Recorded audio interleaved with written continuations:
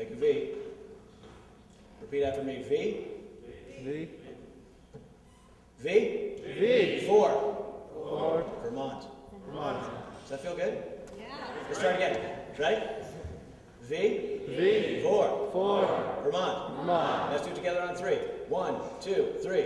V. For. Vermont. You've now learned the secret sign.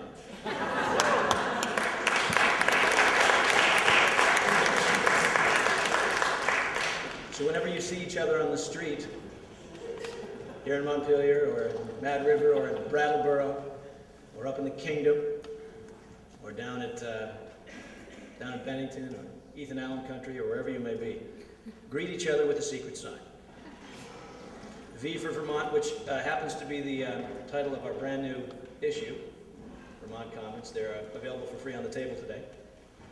I am the editor of Vermont Commons, which is a multimedia journal that champions our once and future republic's emerging economic and political independence effort.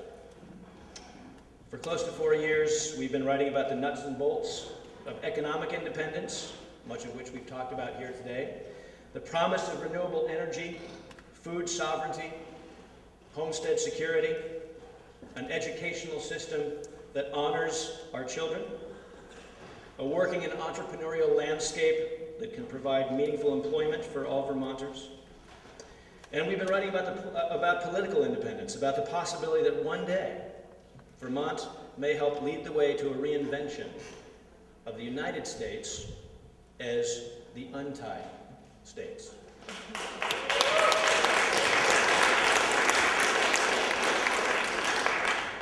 But I don't want to talk about the newspaper today. I want to talk about the Free Vermont Network. V for Vermont. We meet here in the Vermont Legislative Chambers, and it is a beautiful room, at a historic moment. We acknowledge the symbolic significance of the election of Illinois Democratic Senator Barack Obama to the presidency, and we cordially invite him to do something his White House predecessor never once did in his 8 years of office, of occupation in the Oval Office, which of course is to visit us here in Vermont.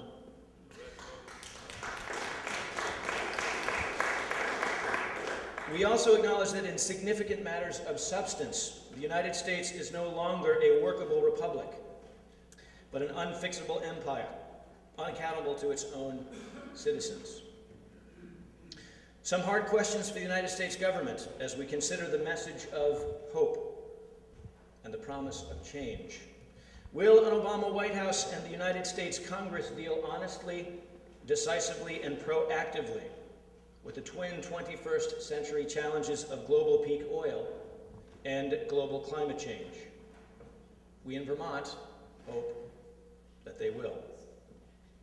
Will an Obama White House and the United States Congress work to repeal the constitutional abuses wrought by the USA Patriot Act, the John Warner Defense Act, the Military Commissions Act, the so-called War on Terror, and the oppressive culture of homeland security? We in Vermont hope that they will. Will an Obama White House and the United States Congress work to end what one of Vermont's finest political minds calls the American way of war? Bring a swift and just end to the U.S. occupations of Iraq and Afghanistan, and shrink the size of the U.S. empire's annual military budget, the largest and most corrupt the world has ever seen. We in Vermont hope that they will.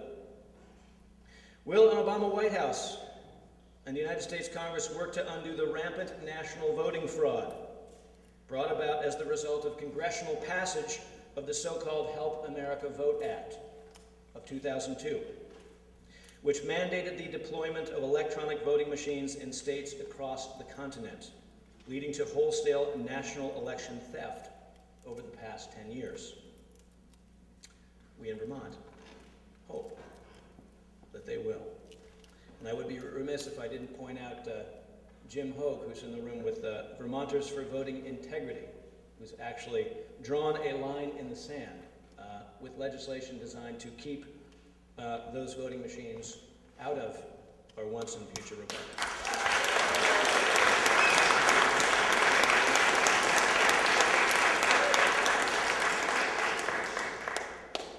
Right now, we have 103 Vermont towns using optical scanners and 150 or so that are not. So the non-optical scanner towns are still winning, and there's room for work there.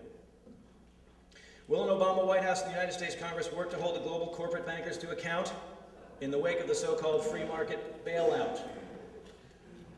We in Vermont hope that they will. Will an Obama White House and the United States Congress work to end the U.S. militarization of outer space, reduce the U.S. foreign policy of full spectrum dominance, and shrink the U.S. empire of bases globally, more than 700 of them in more than 130 countries around the world? We in Vermont hope that they will. But we in the Green Mountains must do more than simply hope. For as that wisest of American framers, journalist Benjamin Franklin, once noted, he who lives on hope dies farting. Words to live by.